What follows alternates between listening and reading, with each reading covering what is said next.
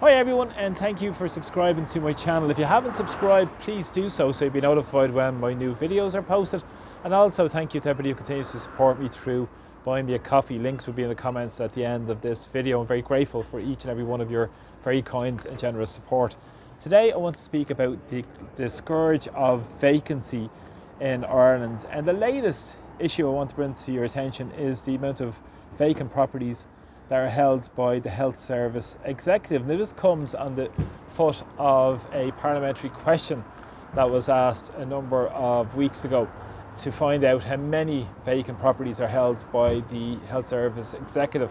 Now, it's come back to say about 5% of the properties today are in control of are vacant. Now, that one here behind me, as you can see, it's Bagot Street, the old Bagot Street Hospital. That was first opened on Bagot Street here in 1832. Now that building would have dated from the early 20th century as well. Beautiful, beautiful building.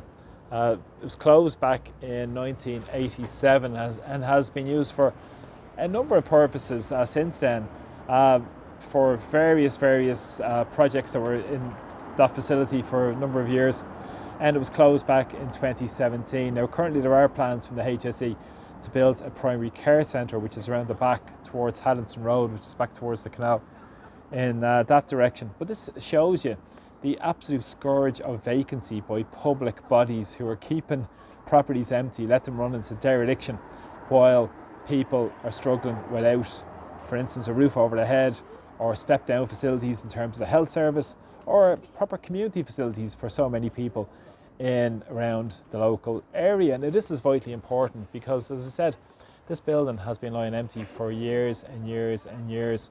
And if you consider the amount of properties which are in control of the HSE, which are about 4,400, they're in about 2,500 locations around Ireland as well. And I'm sure, let me know if the amount of vacant public buildings that are in your location. I'm sure there's plenty of public buildings that are empty.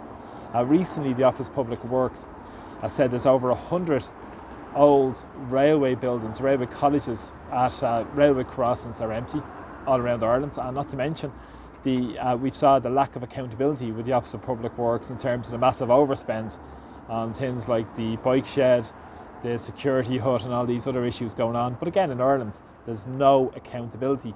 And this is important because this building behind me specifically is a protected structure, so it's listed on the buildings of protected structure. So it's up to the responsibility of the owner, which is the Health Service Executive, on behalf of the people, essentially the Minister for Health as well, to ensure that it's kept in proper condition. But it's ran into complete dereliction and disgraceful conditions inside, where it's absolutely just would take an awful lot of money, and as years go by, to regenerate the building behind me. And it's scandalous when we consider the homeless crisis, when we consider so many people, as I said, in terms of elderly people in the area that have no step-down facilities to go to, facilities that people are in dire need of, while these buildings are left empty. And what's also very important with this is the push by the number of the political establishment who are trying to get this back into use. Some people have spoken about using it for the National Protection Centre, more money for the profiteers from the immigration industry, and others have said it should be used for some sort of community facility. Of course it should be in public hands, but what's fundamentally very important in this case is in terms of the fact that this building isn't even on the derelict sites register.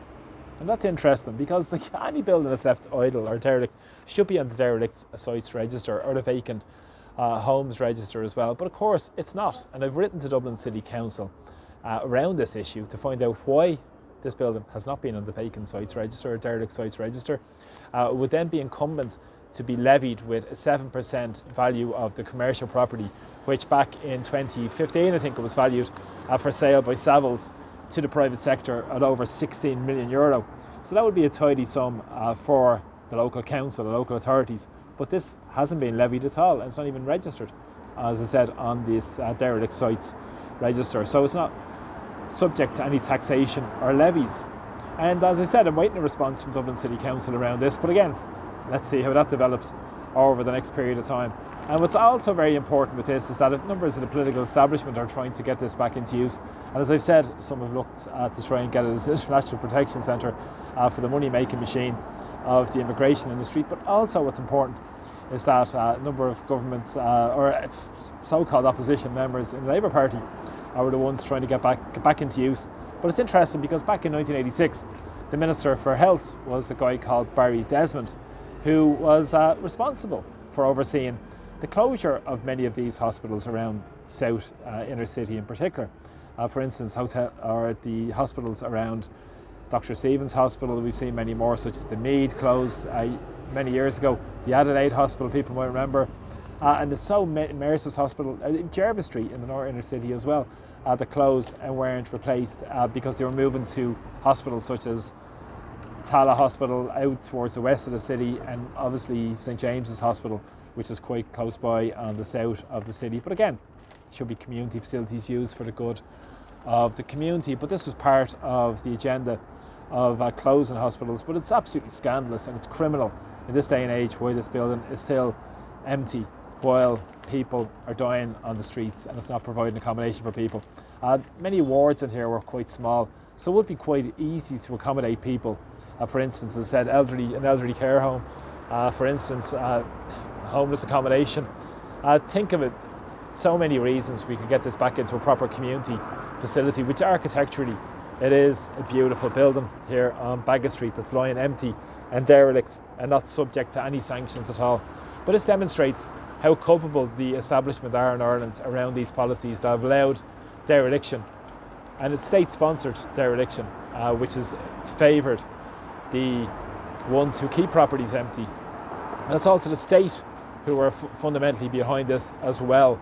And it's also important to note that in the last census there was over 160,000 homes listed as vacant, and also at the same time many of those houses and homes were empty for many years before that. Up to 10-15% of those homes have been empty for many years, and not even a rap on the knuckles given to people for keeping properties empty. And it's all about giving more grants to get them back into use rather than actually have a proper vacant home tax which forces properties back into use in a timely fashion, and is particular around the real serious issues we face in Ireland and Dublin around the homeless disaster, around people, as I said, suffering without getting proper elderly people, especially in our communities, not being supported with proper step-down facilities or elderly care. So many opportunities to create something fantastic for the community here. But of course, it's absolutely just scandalous. But this is all part of a state-sponsored dereliction and vacancy,